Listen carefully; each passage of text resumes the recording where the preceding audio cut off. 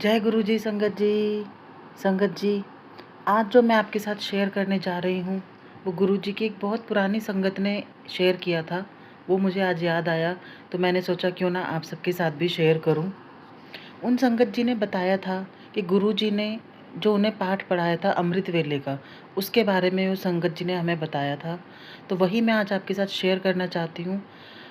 देखिए संगत जी, आजकल क्या है कि अमृत वेला एक फ़ैशन बन चुका है, लेकिन वो फ़ैशन नहीं है।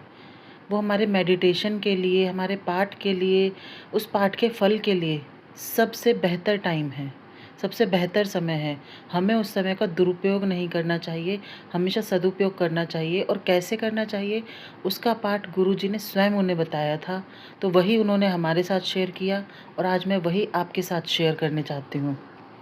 लेकिन एक बात उन संगत जी ने ये भी बताई थी कि गुरु जी ने इसके बारे में सब कुछ उन्हें एकदम से नहीं बताया था, धीरे धीरे थोड़ा थोड़ा करके बताया था, ताकि कोई बातें उनके दिमाग से निकल नहीं जाए। वो धीरे धीरे सब कुछ सीख ले, सारी संगत सब कुछ सीख जाए, वही इतना चाहते थे बस गुरु जी। और कोई कुछ नहीं था, वो जल्दी जल्दी नहीं बताना चाहते थे। बस वो हर अभ्यास के लिए सबको तैयार करना चाहते थे, हर चीज़ के लिए हर किसी का माइंड प्रिपेयर करना चाहते थे, ताकि किसी के दिमाग से कोई बात निकल नहीं जाए। इसलिए उन्होंने धीरे धीरे थोड़ा थोड़ा करके उनको इसके बारे में बताया। तो उन्होंने जो बताया कि सबसे पहले गुरुजी ने जो कहा, उन्होंने कहा कि 3 बजे सुबह अमृत वेले में 3 बजे का जो टाइम है उसको आप डायमंड मान लो, 4 बजे का जो टाइम है उसको आप गोल्ड मान लो, और जो 5 बजे का टाइम है उसको आप मानो सिल्वर।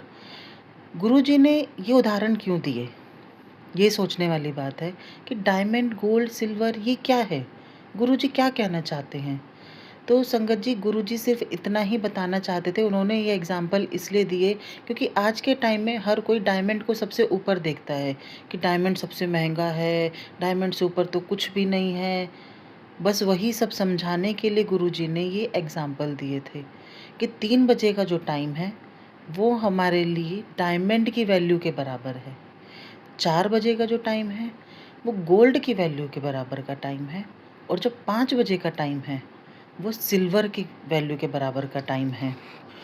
अब ये 3 बजे डायमंड के से गुरुजी का क्या तात्पर्य था, तो उन्होंने बताया, उन संगत जी ने बताया कि गुरुजी कहते थे कि जो 3 बजे का टाइम है उस टाइम पे जो तुम पाठ करते हो वो तुम्हें डायमंड के बराबर वैल्यू देगा।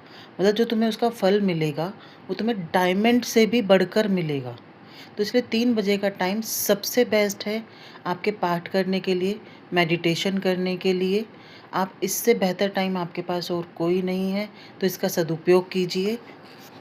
और सारी संगत को डायमंड की वैल्यू से इसलिए जोड़ा गया इस समय को, ताकि सारी संगत को इस समय के महत्व का ज्ञान हो जाए कि जो सुबह 3 बजे का जो समय है उसका क्या महत्व है। इसीलिए गुरुजी ने इसको हीरे के बराबर का बताया। ठीक है।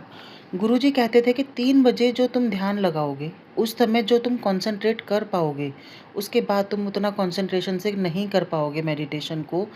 क्योंकि 3 बजे के बाद, मतलब 4 बजे के बाद से पशु पक्षी दुनियादारी की चहल पहल शुरू हो जाती है, पक्षियों की चहल पहल शुरू हो जाती है। तो आपको ध्यान लगाने में थोड़ी सी दुविधा हो सकती है। तो इसलिए सबसे उपयुक्त समय जो होता है ध्यान लगाने का, पाठ करने का, वो होता है 3 बजे। चाहे कितनी भी देर का पाठ करिए, ये गुरुजी ने नहीं कहा कि आप 1 घंटे का ही कीजिए। 5 मिनट, 10 मिनट, 20 मिनट, आधा घंटा, जितना आपसे हो सके आप उतना पाठ करिए, कोई बाउंडेशन नहीं है।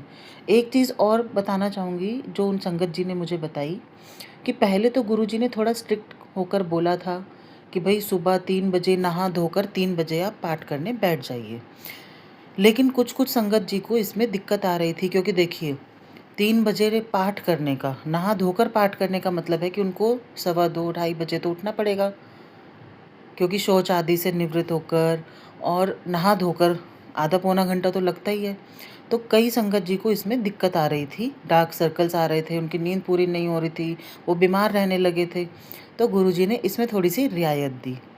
उन्होंने कहा कि ठीक है, आप रोज़ नहाइए मत, आप एक काम कीजिए, आप 2:45 बजे उठिए, हाथ मुँह धोइए, पैर धोइए और ज़मीन पर एक आसन बिछाकर उस पर बैठकर आप पाठ कीजिए।